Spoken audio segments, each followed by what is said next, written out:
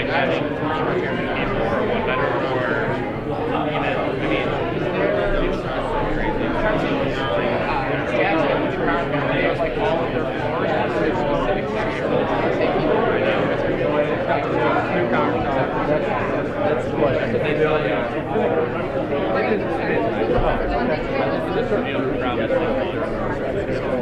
Way smaller than Hi.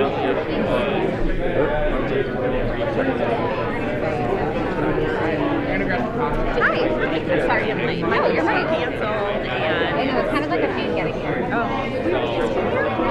Yes.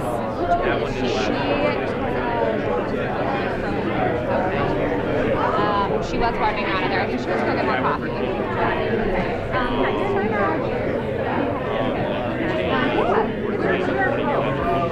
Just anywhere? Actually, just outside. Okay, so this hallway. Oh, Pelican. So good. It's a very good turnout. Yeah. I mean, I know. It takes, like, it's work. I mean, I'm real close with you. Oh, nice. Southern Illinois, right? Got it. So I was doing that. She needed help. She was yeah. She had JJ, right? It's the baseball team, right? Yeah. She was able to help with it. Right. Right. Where were you at? Okay, got it. Okay. We're like really close to those, right? Now just all out, right? That's gonna be you, Zach. Selling it's there. Yeah.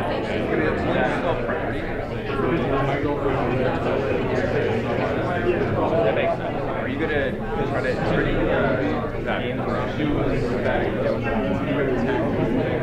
right.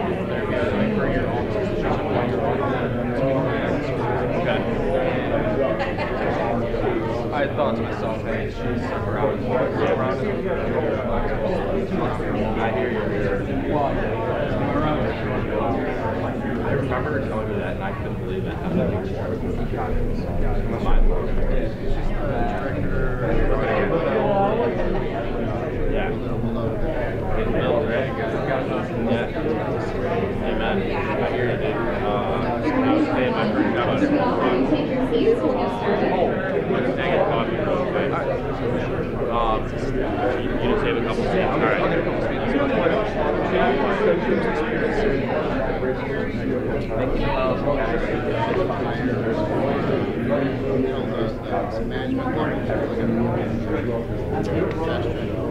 Plan your way to a seat and we'll get our presentation started here.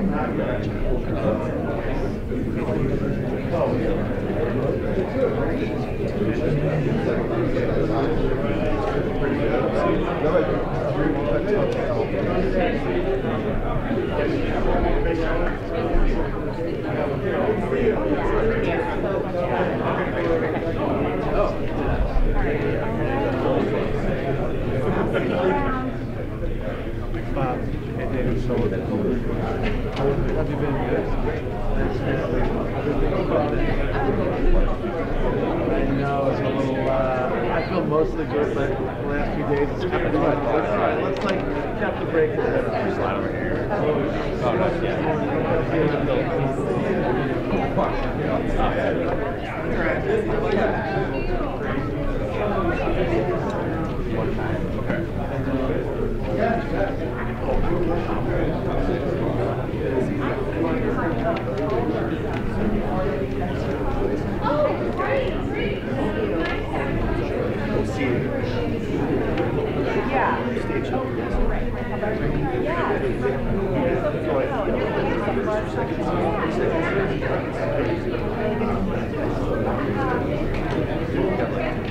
Well, come outside, of course.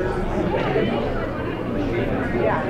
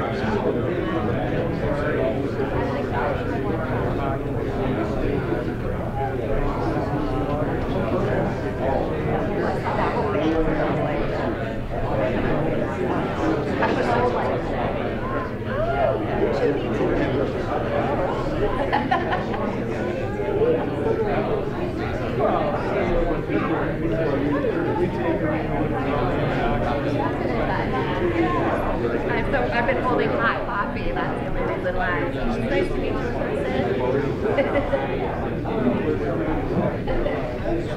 in your pocket. How do you do that with any other beverage?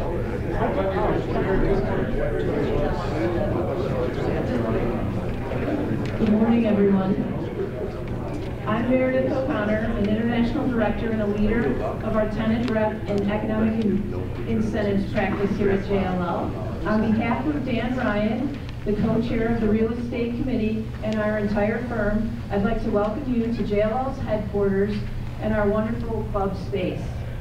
We are pleased to have you here this morning to learn more about current projects in Chicago's real estate market, as well as what the future holds. It's certainly an exciting time in the city's development and growth, and we hope you walk away from today's session with greater insight into ongoing and upcoming projects throughout all parts of the city.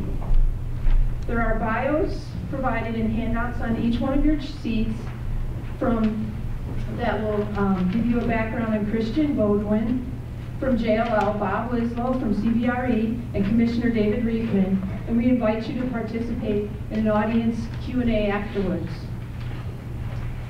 So we are ready to get started. Please join me in welcoming our first speaker, Christian Baudouin, the best researcher on the planet. Thanks, everybody. Thanks, Meredith. And also, we could do questions even throughout this. We've got kind of a small group today, and if there's anything that comes up that you want to talk about, let's go right into it. But before we even start, I'd ask you, why are you here? And by that I mean not just why are you here in our office this morning at 7:30, but why are you in Chicago? And let's think about the intellectual horsepower in this room and the economic and financial capacity in this room. Almost all of you could live anywhere in the world. So why do you choose Chicago? And let's think about that. Just think about your own personal story and why you're here. And we'll talk about what we've done and some of the research we've done in companies and why they're in Chicago and what we can do. And we'll tie it back to what David's going to talk about shortly, to mega projects in Chicago. So, everyone knows Chicago is the center of trade, transit, talent, and culture, but a lot of people don't know there's almost 300,000 companies based in Chicago, headquartered here, second only to New York. And that in the last few years, the big trend we'll talk about today is that 95 companies at least, more like 120 if you count kind of partial relocations, have moved to the city of Chicago from other regions, outside the city and suburbs, and now from secondary and tertiary markets moving to Chicago. So why are they moving here? One thing they've done is take up over 8 million square feet of downtown real estate. It's been the largest urban migration we've seen ever in the history of the country, moving from outside of the city into another city. Now, this is happening across the country, but Chicago is the microcosm of this trend. It is a city that's seen the greatest phenomenon of companies moving from outside to within, and they're moving across the entire submarket. Now, I don't know if this was a good idea or crazy, but we decided just to ask them all. So we called all 95 companies, to talk to their CFO, their COO, and sometimes the CEO. And we got 80 to respond to us with kind of sometimes short and cursory answers. And we got 37 to actually partner with us, to give us a full response, have us meet with our HR teams and head of operations and head of real estate and chief financial officer and tell us why they've been moving to Chicago. So let's kind of show us what they said. No surprise, right? The biggest reason, overwhelmingly, is talent. So we said, what's the most influential factor in why you have moved here? Of course, the number one reason is talent across the board. And that's access to talent, access to young professional talent, technology talent, and in particular, lately, financial talent. Access to customers, though, is secondary. And sometimes that becomes a self-fulfilling prophecy, right? Sort of a cyclical event. If one of your largest companies and vendor companies moves to Chicago, let's take McDonald's, moving to Fulton Market, Coca-Cola then has to follow and move to Fulton Market as well because they need to be right next to McDonald's, one of their largest customers. That's happening now in a growing trend. Third, though, is cost. And this may be a surprise to you because there's a lot of talk about property taxes in Chicago, there's a lot of talk about rising costs in Chicago and affordability. But when you look at Chicago relative to other markets, as a lot of our large corporate clients do, Chicago is a 50% off sale relative to San Francisco and relative to New York, where we are actually competing. Other reasons may be kind of access to transit, access to O'Hare Airport. If you're kind of in a far out area, you can't really get there. There's a lot of access to transit that comes up in that other. And then branding is another one. Just having your address in Chicago has much more cachet than having your address in Libertyville, Illinois. No offense if you're living. So we kind of looked at some of the metrics that are pulling Chicago and drawing the growth of the city right now. Chicago is seeing the fastest growth in millennials compared to almost any city, the fastest urban core growth in millennials in any city in the United States of America. That's sometimes counter to what people hear when they think about Chicago losing population, right? Next, it's the number one city for educated millennials in the country. Fulton Market in Chicago is the number one zip code in terms of population growth for young professionals with education. And then, CBD residents have a bachelor's degree. 79% of CBD residents right now who live in the kind of 3-mile radius of this building have a bachelor's degree or higher. That's a record around the country. When you add up that cost factor I mentioned earlier, if you look at comparing Chicago on the cost of real estate, which we think about closely at JLL, cost of real estate per person, and the cost of a salary per person, we just took one example of tech wages in a project working with Google and Sidewalk Labs here in Chicago. Chicago is around $40 a square foot gross. So $40 per square foot it will cost you roughly to have one employee. It'll also cost you around $90,000 to have a tech employee in Chicago. Compare that to Silicon Valley or Seattle, where it'll cost you around $70 a square foot to have an employee in an office. It'll cost you around $140,000, $130,000 to have that employee paid in Seattle. So again, that 50% off sale is very, very true. Chicago has a depth of talent in terms of technology and finance that is unrivaled around the country at the price point. What that means is that why we're seeing the tower crane growth and the incredible growth of population in the city center. Every submarket in Chicago has seen double-digit population growth in the 3-mile radius of this building. Now, Commissioner Riefman will talk about some of the impacts that are going to happen outside of that fringe, and I think the challenge for Chicago will be to distribute that growth, not just in the city center. But if you just look at the urban core, it grew 34,000 people from 2000 to 2010, grew 28,000 people from 2010 to 2018. How do you define urban core? Well, we made it up. But I didn't know that, by the way. No, it's okay. It's the submarkets that we track within the CBD. We do it apples to apples around the country. So it's not completely made up. It's these submarkets that you see here. So it's everything from Roosevelt Road on the south side in Chicago up to Division, I think, on the north, and then from the lake west to Fulton Market to Ogden Avenue. So that's kind of what we're calling the urban core. That's essentially the core office market in Chicago. And we have tried to be as accurate as we could, apples to apples, by city, to kind of get that range, which is generally the 3 to 4 mile radius around what you would call Main and Main in Chicago. If that's State and Madison in Chicago, if that's 25th and Midtown in New York. So the outward migration that's often talked about in Chicago is happening far outside the core. Now, that doesn't mean it's a good thing, but it does mean there's a tale of two cities. The difference between what's happening downtown and what's happening outside the core. Within that urban core, we asked a lot of the companies that we talk to, what neighborhood do you want to be in, and what's the most important neighborhood for you to be in right now? I think this is telling, especially for those of us in real estate. Right now, the most productive location for business is the West Loop, overwhelmingly. And the reason for that is access to talent. The reason for that is access to both suburban and urban talent. So you can get, if you're in the West Loop, you can use the Ogilvy and Union Station train stations. You can also use the L. You can also use the highway. There's direct access right there. Next, actually, is the East Loop, which has both an affordable element to it, where we are here today, but there's also access to a lot of urban professionals. You can take any of the urban transit lines, not the metro necessarily, but get to the East Loop pretty easily. And that kind of works its way down. Now, we talked about, the next question was, what's the next submarket for your growth? Where do you think you'll be growing in the future? West Loop and River North are still very strong. Actually, River North moves up pretty quick, and Fulton Market rises really, really fast. I think there's incredible momentum there right now. It's got a lot of, not just tech and creative users, but also now corporate users thinking that that's the location that they need to be in, at least with some presence.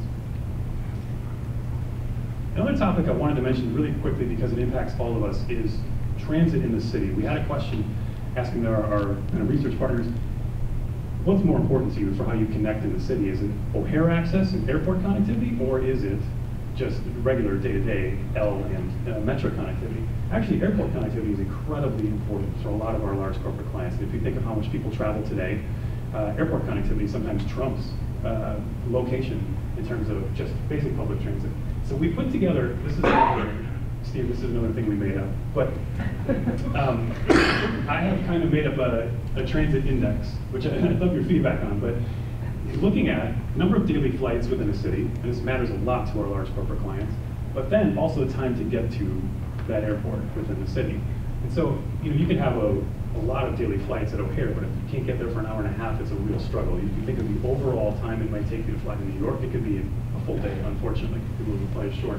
So what we've done is look at Atlanta, which has a lot of flights, but then a quick CBD commute time and public transit time, and we rank that as sort of #1 city in terms of overall transit access, meaning you can get to the airport, you can get there in reasonable time, and have a lot of flights. Now, maybe this may or may not be the right approach, and we haven't really weighted this. This is kind of a work in progress, but I do think this is something that cities need to think about, and maybe Commissioner Reason will be talking about the proposed sort of high-speed Elon Musk project, which could improve this for Chicago, maybe, or maybe not. But I think that's the reason that project is even proposed is because of this factor right here. One thing also I think we need to talk about today is the incredible growth of ride sharing in Chicago. For better, and maybe mostly for worse. The public transit ridership is down, and Uber use and Lyft use are incredibly way up. So there are now 68,000, 69,000 registered ride-sharing vehicles in Chicago. That was December 2017, the latest stats I could get. I bet it's 100,000 now, to be honest. And if you look along Randolph Street right now between Pier and Fulton Market, I bet 9 out of 10 cars are Ubers or Lyfts. So we won't decide if that's good or bad. I think it's helped a lot of people. But we'll decide if that's the right method going forward, if that's the right balance between public transit and Uber and Lyft. And I think we also have to talk about a couple of the challenges and opportunities facing Chicago going forward. We also interviewed our clients on their concerns on moving to Chicago, for those of them who did move and those who chose to not move. And these were the concerns that came up. Number one, concern over the political environment, which actually outweighed concern over crime. Next, crime outweighed concern over property taxes. Now again, this is not a super scientific survey. We won't pretend it is. We don't have 1,000 respondents, but it's definitely indicative of what corporate America is thinking, and companies that are moving to Chicago are concerned about. Now, this one maybe we'll skip pretty fast, but sorry, Commissioner. But the political environment does absolutely concern a lot of our clients. When we think about the financial state of the state of Illinois, I think it's something that is not going to go away. Right? It's an issue that we have to address, both at the state and at the city level, and there is progress being made, absolutely. But this certainly reflects what people are thinking about when they choose a city. And when we think about Chicago competing versus New York versus San Francisco or Dallas or Atlanta, which it does every day in terms of corporate relocations, this certainly comes up as a factor. When we talk about crime, really quickly, I think a few things get missed. And first of all, that crime is declining. Overall, violent crime and regular crime are declining in all major cities across the country. probably too hard to see. I tried to make the line thick for Chicago, but you can see a slow and steady decline from the 1980s down to now. So things are certainly improving. And actually, if you think about Fulton Market in 1990 compared to Fulton Market today, the crime rate is 1/10 of what it was. And it's a much safer area. Think of the West Loop, it's a much safer area than it used to be. Of course, there are certain areas which are still struggling. But those are shown here. Now, in essence, there are 4 zip codes or 5 census tracts around the city that represent the biggest challenges in terms of crime in the city of Chicago. This is not to say this is a good story or a bad story, but it's to say, just in terms of statistics, that the crime in Chicago is not evenly distributed. It's something that needs to be addressed in local pockets, and maybe the commissioner and certainly the next mayor will be addressing that issue. But there are a few areas, West Garfield Park, East Garfield Park, Inglewood, and Greater Grand Crossing, which are seeing the greatest challenges right now in terms of crime, and these are truly dangerous areas. But it misses the fact, when you think about crime in general in Chicago, that downtown is almost safer than it's ever been. Something to think about there in terms of distribution as well. So looking forward, there's no question that Chicago is a magnet for talent. Chicago is a magnet for companies that are moving here. If we can leverage the strengths of Chicago, notably affordability, talent depth, access to talent, access to transit, access to culture, the city is almost unrivaled around the country. There's almost no competition. Well, there are still challenges, and they come up and they are top of mind of executives, CEOs, CFOs, and COOs who are making real estate decisions every day. So I think those are important to remember. Let's try and focus on those challenges, and Commissioner Riefman will talk about now some projects in the city that are seeking to address some of those challenges. Brian, please.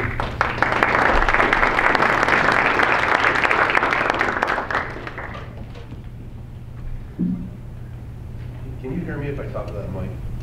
Better with a mic. Better with the mic. Okay, so I got to balance changing the screen, reading my notes on the mic, so I'll try my best. So, well, good morning, everyone. Thank you for having me here today. I'm going to pick up on some of the themes that Christian just discussed, but let me kind of frame it slightly differently. And some of you have seen portions of things I've done before here, but I'm going to try to kind of give the context from my perspective, and I think it's very important to build, the data we just saw. And clearly we all recognize that we have an extremely strong downtown right now, but the issue that I think was highlighted and that we have to address as a city and administration is this question of Tale of Two Cities and creating the resources and how the city will work as a whole. And while I don't have prepared comments necessarily about transit and O'Hare Express and Red Line and other things like that, I'm happy to get into that in question and answers, and we'll talk a little bit more about financial issues.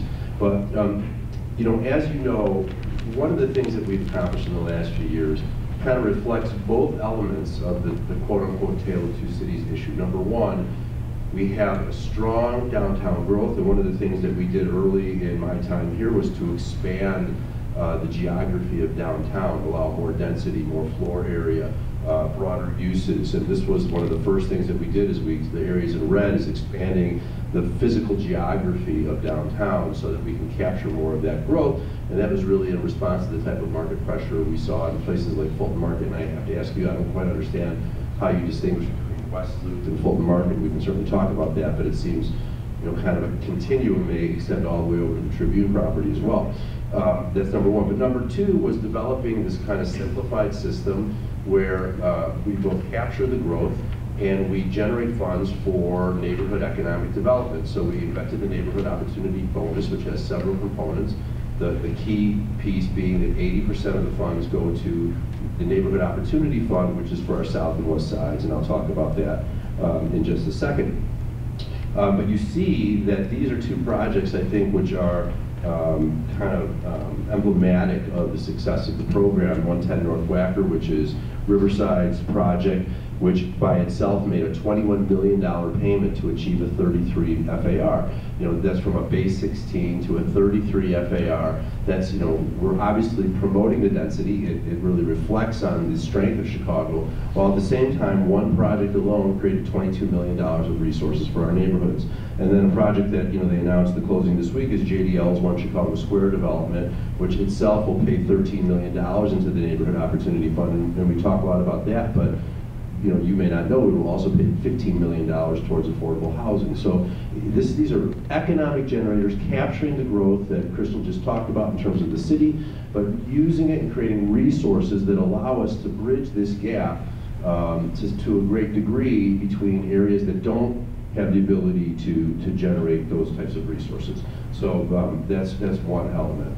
And this just gives you a quick view of the recipients so far. Now, the Neighborhood Opportunity Bonus has commitments, PDs that have been approved, of over $200 million in the 3 years that we've had it, now almost 3 years. We've received about $50 million because it comes in at the time of permit, and we're already pushing out 20 with much more coming. And these just show you some of the areas where we're able to support small business, restaurants, culture, the things that make communities everywhere. So that, I think, is one of our important legacies in terms of what the Emanuel administration will leave to our successors in terms of bridging this gap and continuing to capture growth. We also have this Adopt a Landmark component, which is a new tool. We never had something like this before, which is one of the things that allow us to promote projects throughout the city, like the Uptown. The Uptown Theater wouldn't be eligible for the Neighborhood Opportunity Fund, but for Adopt a Landmark, we're putting funds into that to bring projects like that and economic investment into our neighborhoods in all kinds of different places. And additionally, obviously, there's local impacts as well. I'm not going to spend a lot of time on that, but 10% of the money, is absorbed into the area. So, for example, the local part went to a piece of the library in the West Loop that Sterling Bay did in connection with the McDonald's headquarters. And just to highlight this, the first monies that came in from the Neighborhood Opportunity Bonus are a direct line. McDonald's moved its headquarters downtown, paid $4 million into the Neighborhood Opportunity Bonus. $3 million went into our neighborhoods as our first investments in the first 30 businesses that received those funds. Now, another initiative that we've been hard at work on is the Industrial Corridor Modernization Program. We have 26 industrial corridors in Chicago, many of them held back by very restrictive zoning, as I think many people here know, and we've spent a considerable amount of time trying to open up these large parcels in the North Branch primarily, but also Kinsey, but we're also looking at how we continue to support the traditional industry that Chicago continues to have. It's not what it was when we had 650,000 manufacturing jobs, but we still have a certain amount of transportation, distribution, logistics. These are a couple examples of projects that are still doing strong industrial uses in Chicago. And in the context of, everyone will talk about Lincoln Towers and all that in 1 second, but one of the things, again, that we put in place in the context of this industrial corridor modernization is another fee, which is the Industrial Corridor System fee. And the idea is kind of like a wetlands ecosystem in California, right, where you compensate for a loss of industrial in one part of your system by providing resources in another part of the system. So as land comes out of the PMD or industrial corridor system, they pay a fee and generate funds that we can use in all of these other ones that are purple and green that are still strong industrial corridors to support industrial growth on transportation, distribution, logistics. We still have metal fabrication, we have other food, we have other industries that continue to remain strong in Chicago, and those give us resources to do that. Another area where I think we need to focus, and there's a lot of discussion, is affordable housing. And the real estate industry and the advocates and us in the middle and everyone else debates the marketability of some of our requirements, but to respond and allow this continued growth, we need to continue to support resources for affordable housing. And again, it's funny, affordable housing means different things depending on where you live. So I think on a global scale, as we look at how Chicago competes, Chicago is extremely affordable, but when you talk to people who live here who are feeling price pressure, they look at it the same as San Francisco. It depends how you're impacted. So these are programs we've talked about quite a bit, and so we have things like the Neighborhood Opportunity Fund. We have things like the Industrial Corridor System fee. We have things like affordable housing and affordable housing payments, and negotiating whether those things will work. By executive order, the mayor now requires all private development projects to seek to achieve 26% minority participation and 6% women participation. All of these programs are really put in place to be sure that we don't have a dynamic in Chicago that leads, further exacerbates this tale of two cities narrative that we all hear about and talk about. But honestly, I think that it would be very, very difficult to be having the conversations we're having today if we didn't have these things. And I would say that all of these programs that I'm talking about are coalescing around these so-called mega projects. So before I get to this, what I don't have is I don't have a slide of the Tribune property, and I think the Tribune property will just start with that. That has zoning. At some point, it will need some level of TIF because there's a transitway that goes through there. But think about that project. I can't remember the exact acreage. It's 30 or 40. Let's say it's closer to 40 acres. Significant development, but also will contribute tens of millions of dollars to the Neighborhood Opportunity Fund because it's downtown. Tens of millions of dollars to the Industrial Corridor System fee because it's in the North Branch Corridor. Millions of dollars of on-site affordable housing value in this area. All of these things coalescing around a project like the Tribune.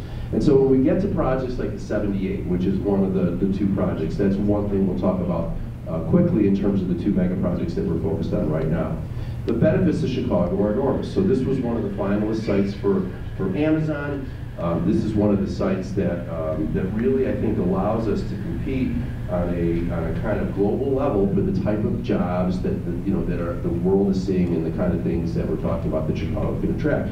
But look at the benefits of this: 25,000 permanent jobs, 10,000 construction jobs. It's probably a $6 billion project, which means something like $1 to $2 billion of minority and women business contracts.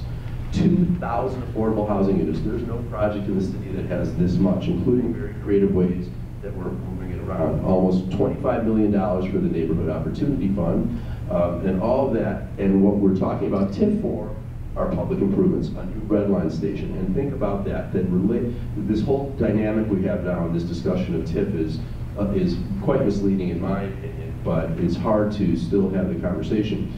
No one is giving TIF to Related or to Sterling Bay. They are sources of funds for improvements that will open the value of these projects for the city as a whole. Without these jobs, without this development, there's no Neighborhood Opportunity Fund, there's no affordable housing units, there's no new CTA station, and that's a very important component. The primary improvement that this development needs is a new red line station at 16th and Clark. What does that do? That creates access all the way down to 95th Street today for jobs on this site, where we put in $500 million for the Red Line South reconstruction, and potentially in the future down to 130th Street with the potential extension of the Red Line, another $2 billion public project that the city is pursuing in terms of access. So you now have a site here that can have access off of our main CTA line all the way from Howard to 130th Street. That's the type of investment we need to be making. And when you look at a site like this, that for 50 years has had no development, former rail tracks, moved the river off of it. This is the type of thing, it is infrastructure that is holding this site back. And a similar story and a similar argument is made for Y Lincoln Yards. Very, very similar story. For those of you can see the picture, and many people know it, this is a former industrial site. It has, you can talk about Lincoln Park. It's not Lincoln Park. You can talk about Bucktown. It's not Bucktown. It's a wasteland in the middle that has the potential to unlock tens of thousands of jobs, construction jobs, permanent jobs, again, more affordable housing units, monies for local improvements, $56 million for that industrial corridor system fee. When you look at our contribution to a project like Method in Pullman, it's about $10 million. How many of those projects can this still develop with that type of issue? Open space is a more local issue there, but again, what are we talking about TIF going for? The Elston alignment, like we did at Fullerton Damon and Elston, to do that here. New bridges, a potential metro station that will link multimodal, it'll become a multimodal location. And again, in both of these projects, the narrative gets lost, but the private sector is still putting in, with no subsidy, hundreds of millions of dollars of public improvements on their own. The things we're talking about using TIF for are public improvements that have regional impacts. This spaghetti intersection at Armitage, Elston, Ashland, the bridges across the river at $50 or $60 or $70 million a piece. No single development can absorb that cost. So let me conclude just with a couple of quick comments, though. I'm not going to get too much into the TIF defense. We can certainly talk about it, but you have to think about where we've been as a city the last few years. We had a state government we couldn't discuss anything with for 4 years. We had no partner worth talking about. We have a federal government we have no true relationship with, and we're not going to stop what we need to do to capture growth in Chicago. We have been on our own, and this is one of the key resources we have. And we have to do this in a way where we're not having federal and state resources, not raising taxes, and without creating risk for the city. And those are 3 goals that I think we're accomplishing extremely well, in addition to the use of developer funds. We can talk about TIF in schools and other red herring. But let me just say and conclude with this one point, which I think ties into your presentation as well. We have significant fiscal challenges to keep this machine going that you're talking about, attracting businesses, headquarters, you know, the number one concern being the political environment, which can mean a million different things. And we have a $300 million pension payment due this fall. I mean, the budget coming up this year for the new mayor is going to be a bear. We have all kinds of issues, and what are our choices here? Our choices are to take sites like Lincoln Yards, the Tribune site, the 78, Michael Reese, hopefully USX, all these mega sites, they represent incredible untapped potential for our city. So either we grow our city and grow our tax base and spread the pool and spread the growth in a way that allows us to solve our problems, or we don't develop these types of sites. They sit fallow because they don't have the infrastructure they need, as they've sat for decades, and we raise taxes on our existing residents. I don't really see that as a viable option in terms of the types of things, especially when we have the opportunity to attract these corporate headquarters, that, you know, the Amazons that would have come here. And I say this kind of, you know, informally, but when we look at what you were doing at the 78 and Lincoln Yards, we're doing Amazon without Amazon. We put these programs in place that solve most of the issues that created issues for Amazon in New York. We have an approach to affordable housing. We have an approach that makes it equitable. We have an approach that brings labor into the process and that brings minority contracting into the process and all these types of things. So I think that's a big key to solving problems. I think other cities should be working toward these things, you know, as much as we have. But at the end of the day, I think we look back and say we really put the tools in place to give Chicago the best opportunity to grow and remain a global city for decades to come. Thank you.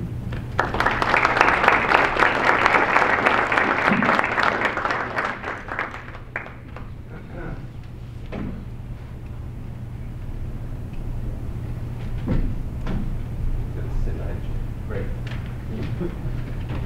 Good morning. I'm Bob Whistle, chairman of CBRE Chicago, and I get the great honor to do the interview with both of you, which we've done before. You know, David, can you hear us? Can you hear me okay? Okay, great. You know, I have a really bad cold. I'm going to stay away from it. Can you all hear me okay? My voice is pretty loud. David, under your leadership, our city has just experienced totally unprecedented growth.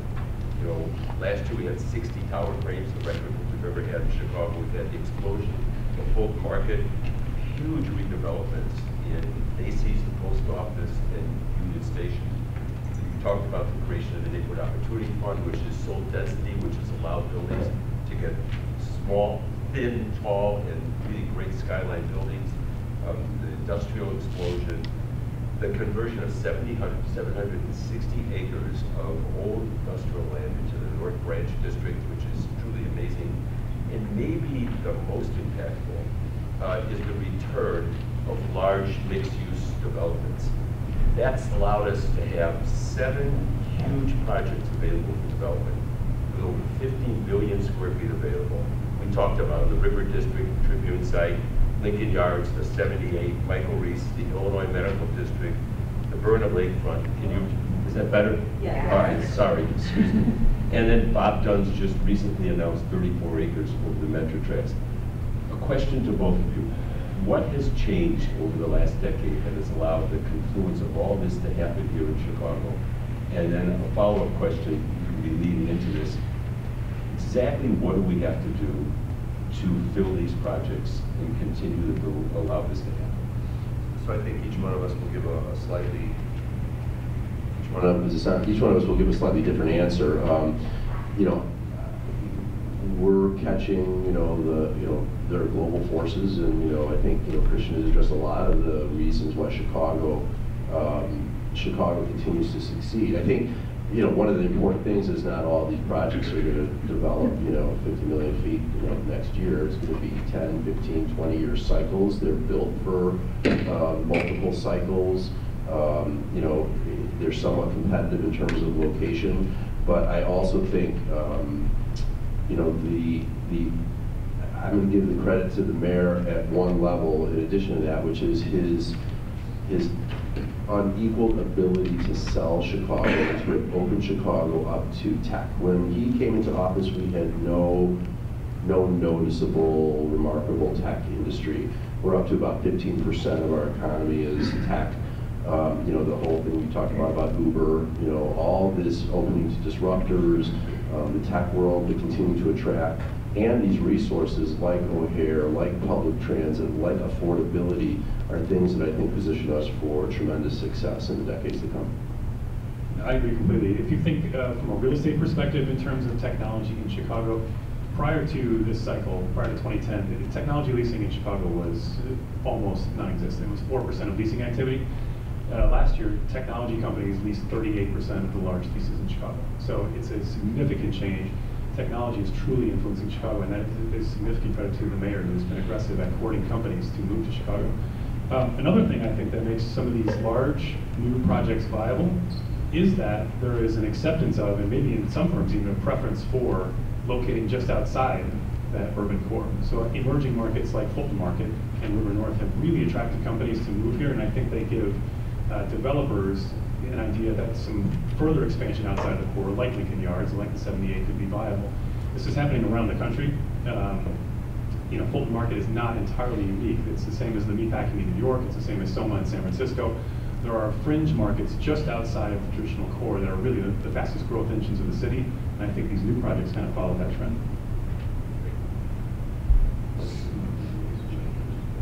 Okay, let's do that. We have a historic mayoral election coming up, and whoever wins, it won't be Rahm Emanuel, and won't be the same kind of mayor.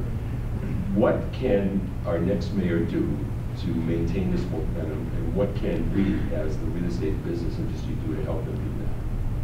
Well, first of all, I think it's very important that they each understand the role of growth. I think it kind of goes to my last point. I don't think you can solve our problems. I mean, we can talk a tale of two cities, but at the end of the day, I think my point is, we live in a market-driven economy, so any resources we have to solve our school problems, our crime problems, our job problems, our trading problems, all come from what we can generate as a city for growth. So the need to keep that priority on growth and not fall too deeply into this kind of populist narrative that's very prevalent right now, I think is important. There'll also be a challenge to how, Rahm Emanuel is a closer. I mean, I've watched him with, companies. I've watched him with Salesforce. I mean, he is relentless. He is a pain in the ass. He makes it impossible to say no. It's really something to experience. The next mayor has to have that ability to attract those companies and send the message that Chicago is open for growth. And there will be some significant pressures. Rent control, increasing minimum wage, progressive income tax, all these issues, will send messages to the world. So we're going to try to finish off what we have to finish off and note that Chicago remains a great place to invest. And that is part of the message of Lincoln Yards and part of the message of the 78, that we are open for that kind of growth. I think it would be a mistake not to continue that strongly, and I think both candidates, deep down realize that. I think so too. I hope so, because it will be a difficult act to follow. I think the success of the next year will hinge on understanding that being business friendly and community friendly don't need to be opposites. That you can encourage growth, but you can also encourage community development and local development as well. They don't necessarily need to be opposed. And if we have any precedent, we've been tracking closely on the research side what's happening in San Francisco right now. If you're familiar, London Breed is the new mayor of San Francisco. She's the first African-American woman mayor of San Francisco ever. And there's precedent there into what could happen in Chicago if you can remain both business friendly but also progressive and community friendly. I think it could be actually a good continuation for Chicago. co-working spaces and working remotely, working from coffee shops and working from home are really benefits that companies are allowing their people today. We've got what, almost 2.5 million square feet of co-working spaces here in Chicago already. How do you think this is going to impact the future growth of the city? Sure, I'll start if you like. Co-working has grown because the #1 priority of corporate real estate leads around the country is flexibility. It's understanding that the people need to be empowered to work wherever they want to work, whenever they want to work. And you can sort of blame millennials for starting this trend, but they've benefited all of us in that better amenities, a community feeling in the workplace, a workplace that is welcoming and inclusive is kind of what everyone deserves. It doesn't matter if you're 27 or 67, it's a nice place to work. And so I think the growth of co-working in Chicago has been good for the market in general. Now, the challenge will come when there's a few issues right now in terms of the growth of the industry and how long that can last. And I think one issue is that co-working is essentially, the second you have a co-working tenant in a building, if you're a landlord, they essentially become your competitor as well, right? They essentially become a sublessor. What that means is that the market is really hard to track right now in terms of real demand. It's become much harder than it has been in prior cycles. But I think the overall impact of co-working, meaning that people can work flexibly, people can work within their spaces, and increasingly companies can flex in and out of certain locations, which they are now requiring in some building leases. It's overall been a very, very good thing for the market. Let me add a couple different things. So, #1, I'm just going to anecdotally, I read yesterday, I think, in Ukraine or somewhere else, but the issue of non-competes with co-working is going to create pressure on the office market, and that's something to address. But there's co-working, there's co-living, there's all these, for lack of a better term, these we type of models that WeWork is trying to generate. But I think from the perspective of, say, a planning commissioner or a city of Chicago, what it reflects is this continuing growth in the tech industry, of the innovation industry, and the real social issues that are developing more acutely in places like Seattle and San Francisco than here, but coming on here where there's price issues on rents, price issues on neighborhoods, gentrification, and it's not directly to your question about co-working, but it does reflect, kind of the way we're attracting millennials and people to Chicago, is that we have to be on top of these issues to be able to continue to support a pro-growth platform. I think every city has the same issues. I just think we have some real tools that will give us advantages that, say, San Francisco and Seattle don't have. Their costs are already way too high. They don't have the land. We talk about these sites close to Chicago, close to downtown. We have tremendous land to develop and tremendous growth opportunities. So we have to balance that as people continue to come to Chicago and work here. Yeah, I think you touched on a point, David. I think if you look at these 50 million square feet that we can potentially develop, there isn't a major competitive city to us that has that kind of potential for development. And what's happening is, because of that, the land prices go up and it drives the rents so high that Chicago becomes more and more competitive. So the more of this we have possible, I think the better for us. Christian, I know you have a hard stop at 9, and we've got the world's greatest research, real estate researcher and the world's greatest plan commissioner. I want to leave time for questions here in the world. So kind of market yourself there. So I'd like to open up the questions because this is a rare opportunity. Great panel, by the way. So we've heard a lot about real estate taxes and potential pressures. I think it's not just on commercial space, I think it's on residential space too. And with the new assessor and these new practices, what is that? Any sense of what that means at the end of the day? I think we're all guessing, we're all projecting compliance, what that might look like. My son's renting an apartment, he's going to pay that how much more or not more in rent. So is there a 2-minute answer to that? I don't really know. I mean, you do have the new, Fritz Kagey's the new assessor for county, came in on a reform platform. I think the real concern from the commercial perspective is how much gets shifted additionally to commercial over residential. I mean, there's this sense that, residential and neighborhood residential and minority communities are bearing a higher percentage of their burden than they should be. I've kind of pushed back on that, the general argument about that. You know, for example, the home builders have come to me and said, you know, why are we solely responsible for affordable housing? It affects everybody, and they're not solely responsible for affordable housing, but in terms of the ARO. And you know, I point out some of the historical issues. For example, all residential properties assessed at 10% of market value versus commercial at 25%. And I think, I don't remember the exact number, but you might know what percentage downtown Chicago bears in terms of the overall tax burden. I think it's something like 30-something%. So, you know, I think you got to be careful. It's the same argument I'm making. There's one economic engine. It needs to produce equitably for everybody, but don't kill the golden goose. Do it carefully, thoughtfully, and equitably. I mean, one of the ideas he has to do with an income approach to real estate taxes, which I think has had some success in New York and other places, but you're more the expert on this than me. Another question. Yeah, go ahead. No, wait, unfortunately, we've only heard about the same. Unfortunately, you know, we have met with the assessor in the last couple of weeks. One positive goal I do think will come out of this is increased transparency on how properties are assessed, because right now it's a very murky process, and the appeals process takes a lot of time for both residential and commercial office. I think that will get better. It's not to say that things won't get higher though either. It just seems like that's the direction it's going. I had a question about parking, which of course is a huge deal because, you know, we might have as much as 15% of the land bank devoted to parking in the city of Chicago.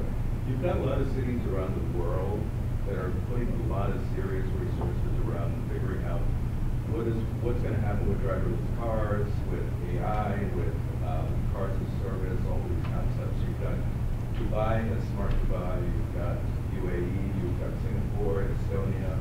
I'm wondering in Chicago, what you think about how we can repurpose parking and maybe more efficiently deal with how we see address that issue. Great timing. So this week the mayor announced the findings of his mobility task force, which was led by Ray LaHood, former Secretary of Transportation, with participation of all levels of city government to address issues of how we are going to deal with all of our mobility issues, whether it's bike share, whether it's ride share, whether it's parking, public transit, and how to address those things. So I think, you know, you mentioned all the Uber rides. I think this is really a moving target. It's very difficult to lock down because autonomous vehicles could completely change everything that we're doing now, and it could lead to additional sprawl. There's a lot of potential consequences from this. So I would encourage you to pull that up. The mayor announced it, I think, yesterday, the mobility task force stuff, so you can see the current findings, their current tasks, and what they're working on in terms of how to address it. We're probably a little behind the curve. Drop-off, congestion, all those types of issues will be extremely important. And then we do, you know, again, another accomplishment under the mayor is the emphasis on transit-oriented development. You know, in most cases, we look to, especially in the central business district, to eliminate parking as a, you know, as a need. It would be nice to see those costs passed on more equitably, as opposed to increasing owner and developer margins on these projects. You know, because that was the theory, right? You don't have to provide as much, you know, hard costs and other costs into parking, so rent should come. It doesn't really work that way, I think we all know, but I think there's a lot of programs in place. It's going to be a priority. You know, even O'Hare Express, which you talked about, if that ever gets going, will, you know, create a off-road, non-parking, non-driving approach to getting to O'Hare. And on our end, I think there's 2 points on autonomous vehicles that we're looking into. First, it's not an immediate impact. Not to say that we shouldn't plan for it now, but it's at least 15 years, at least in our vision, before we have true autonomous vehicles, not just in a campus setting, but within an actual urban setting with real humans walking in front of them in real cities. And so I think there's a window where we have, where the city can have some effective planning before they become truly impacted. And autonomous vehicles will not mean the end of parking. Right, they will mean, I would say, the shift of parking to new locations. All those autonomous vehicles, which now currently cars are idle around 96% of the time, right? They are moving 4% of the time. Autonomous vehicles, you may get that up to 30 or 40% of the time that they're actually moving, but there's still going to be 60, maybe 70% of the time where they're not used. You know, one thing just quickly to add. You know, as this industry evolves, you may see Ubers and other, they're going to own their own vehicles, provide their own vehicles. Where are they going to park them? Where are they going to load them, stage them, all those things? So But it will change the dynamic of every building provides X amount of parking and those types of things, I think, for sure. Yeah, I can add to that some developers are looking at creating parking with flat deck, with ramp servicing the deck, and increasing the height of the parking space so that it can be converted in the future to another use, so they're future-proofing their buildings. So some people are looking at doing it now. Is there another question? Beyond Honda's vehicles and there's a wave of 5G and other technologies coming to the city. Can you address where that's taking us as a smart city? These are, well, we don't know exactly where it's taking it. I think these are things, again, that we're very focused on in terms of how data can drive quality of life, how data can make better decisions, and so forth. So even that has its controversy. I would point you kind of the example of Sidewalk Labs and their Quayside development in Toronto, where they are trying to address these issues and do it through data, do it through underground tunnels, all these types of smart technologies to improve the delivery of services, government, all these types of things, while at the same time you're having tremendous pushback. Who owns the data? What are the impacts on affordable housing? What are the impacts on commercial development, retail, all these types of things? So again, the mayor has really teed up our awareness of these issues in Chicago. I think we were very sleepy on these issues of Chicago prior to him. And now we have all kinds of energy and expertise being brought to bear on these issues, but I don't know that anyone knows exactly where this is going. Agreed, and I can speak on the private side. There's certainly a recognition that connectivity, 5G, will be important for buildings. We're seeing Wired Score, which has before not even been an issue for companies to be critical in their decision in terms of choosing buildings, especially firms in trading, technology, financial services. So the 5G connectivity of buildings, just on the private sector side, is becoming already important. Another question? I've read a lot about opportunity zones. Will you comment how that should work for, say, the neighborhoods that have been left behind, and really kind of what role the city can play to really push it forward? Can you repeat the question? He wants to know about the role of opportunity zones, investment, how they can help those neighborhoods, and what was the last part of your question? Right, it's affordable housing, some of the other challenges related to that. Right, so I think it's kind of early in the opportunity zone game here. We have a tool that potentially is effectively a tax benefit, but it only works as a tax benefit to the extent you actually have gains, right? You have to have productive projects that make money. So we as a city designated 135 census tracts. Only 25% of all eligible census tracts are eligible for the program. So there's, in Chicago, I think we have 500 eligible census tracts by their criteria. We can only designate 135. And so the real question will be, will this encourage the type of investment in some of the harder areas that we've selected as opportunity zones? And we have really hard areas and some more marginal areas. Michael Reese is in an opportunity zone, but we also have sites in Englewood and other neighborhoods. Will people invest because of this tax benefit? Or will it really just lead to kind of marginal opportunities in certain better off opportunity zone? I think it's really an open question. I think there's a lot of people putting a lot of energy, and we are still waiting for detailed federal regulations on this.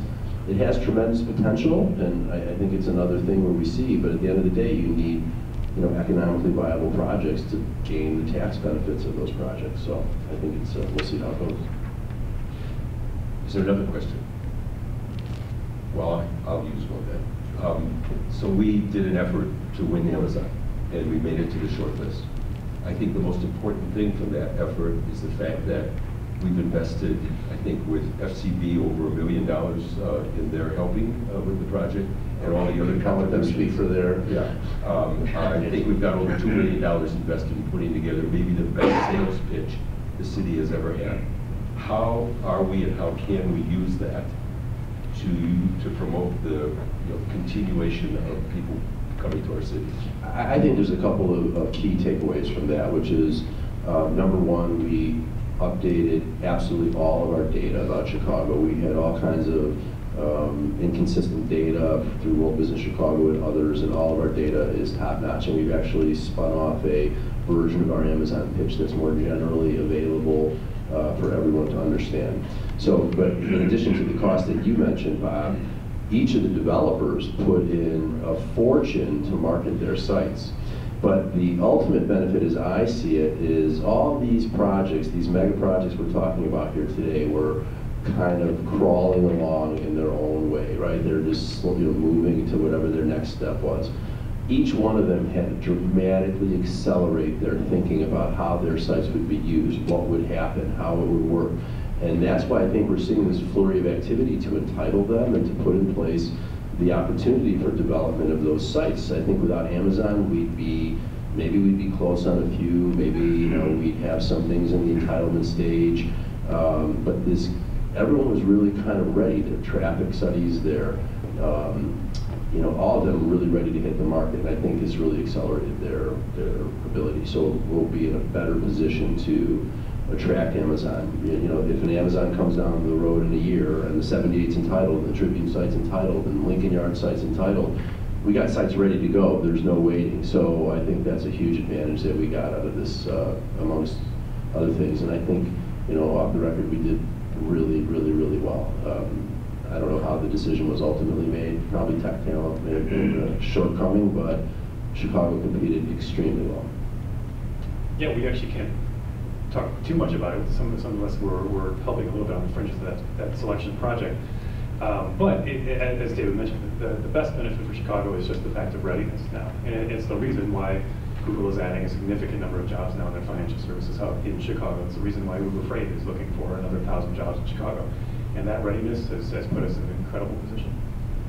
David, you said that information now has been reduced to something that's available. There's a lot of real estate people in this room. How do they get it? Good question. I got to call FCB and see what those books are. But Okay. we did produce like a sanitized version of the Amazon bid that just basically showed you about the data, the neighborhoods, the talent tech, all those things. I got to be on our website, but it's a good question. I'll find it. But I know we did the exercise. Okay, great.